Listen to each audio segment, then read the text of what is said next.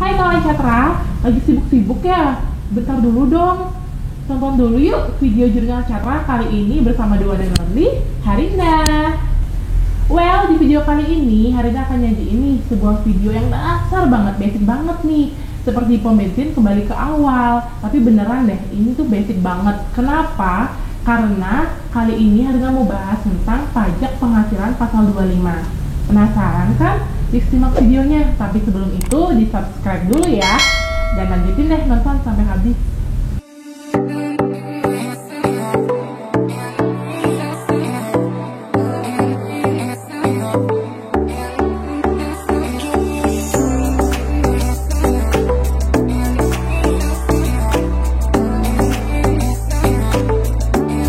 Pajak penghasilan pasal 25 adalah pajak yang dibayarkan secara angsuran. Tujuannya sendiri adalah untuk meringankan beban wajib pajak. Mengapa? Karena sebenarnya wajib pajak memiliki kewajiban atau pajak terutang yang harus dilunasi dalam jangka waktu 1 tahun. Dan pembayarannya sendiri harus dilakukan sendiri oleh wajib pajak dan tidak boleh diwakilkan loh. Lalu, siapa sih yang punya kewajiban untuk bayar pajak PPh pasal 25 ini?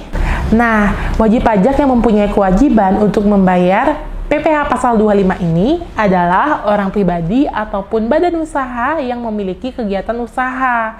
Nah, pembayarannya sendiri, kalau kawan Catra sampai terlambat melakukan pembayaran dan pelaporan, akan dikenakan sanksi nih, sesuai dengan peraturan yang berlaku. Nah, kalau tadi Harinda udah jelasin nih, apa sih pengertian dari PPh pasal 25, kali ini Harinda mau ngajak kawan Catra untuk mengulik lebih dalam bagaimana perhitungan PPh pasal 25. Yuk simak penjelasannya berikut ini. Besarnya angsuran PPh pasal 25 dalam tahun berjalan sama dengan PPh yang terutang menurut SPT tahunan PPh tahun pajak. Kemudian dikurangi dengan PPh yang telah dipotong atau dipungut pihak lain, yaitu PPh pasal 21, PPh pasal 22, dan PPh pasal 23. Kemudian dikurangi dengan PPh yang terutang di luar negeri yang boleh dikreditkan, yaitu PPh pasal 24. Lalu dibagi 12 atau banyaknya bulan dalam bagian tahun pajak. Contoh perhitungannya. Pajak penghasilan yang terutang berdasarkan surat pemberitahuan tahunan pajak penghasilan tahun 2010 yaitu 50 juta.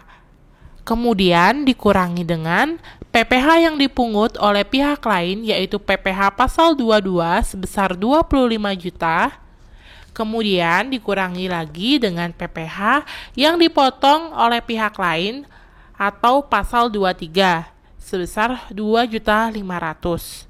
Lalu dikurangi dengan kredit pajak penghasilan luar negeri atau pasal 24 sebesar 7.500.000.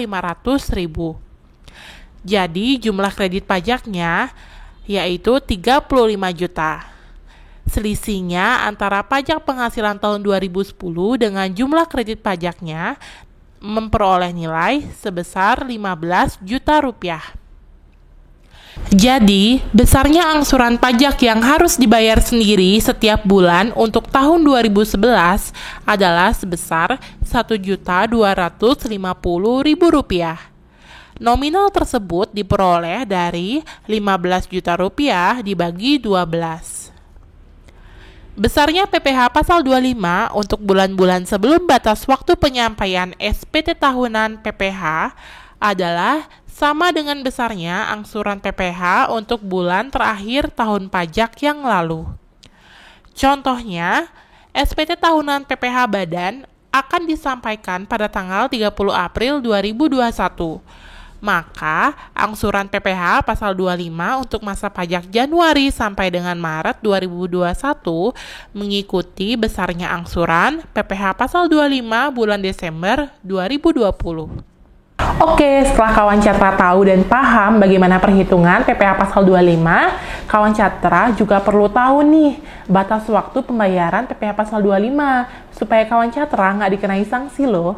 Misalnya, untuk bulan Februari tahun 2021, angsuran PPh 25-nya paling lambat dibayar tanggal 15 Maret tahun 2021. Nah, kalau misalnya nih Hari pembayaran tersebut jatuh pada hari libur, contohnya hari Sabtu, hari Minggu, hari pemilihan umum, dan hari libur nasional, kawan Catra boleh tuh melakukan pembayarannya di hari berikutnya.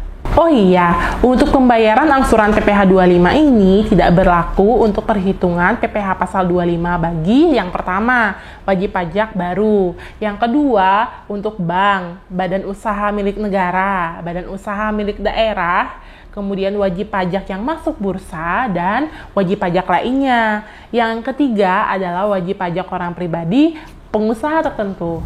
Nah, kawan Catra, setelah tahu dan paham nih tentang seluk-beluk pajak penghasilan pasal 25, sekarang muncul pertanyaan nih, gimana sih cara hitung untuk PPh pasal 25 orang pribadi? Harinda simpan dulu ya, nanti di video-video selanjutnya akan kami share nih biar kawan Catra makin penasaran. Sekian dulu ya video kali ini, semoga bermanfaat. Oh iya kawan Catra, kalau punya pertanyaan atau saran, jangan segan untuk tulis di kolom komentar di bawah ini. Dan yang paling penting dan harus wajib dilakukan adalah klik tombol lonceng supaya kawan Catra tak ketinggalan informasi atau video dari Jurnal Catra. Oke, terima kasih ya sudah menyaksikan video ini sampai selesai. Tetap sehat, banyak rezeki, dan tetap taat bayar pajak. Sampai jumpa di video berikutnya. Salam maju untuk kita semua.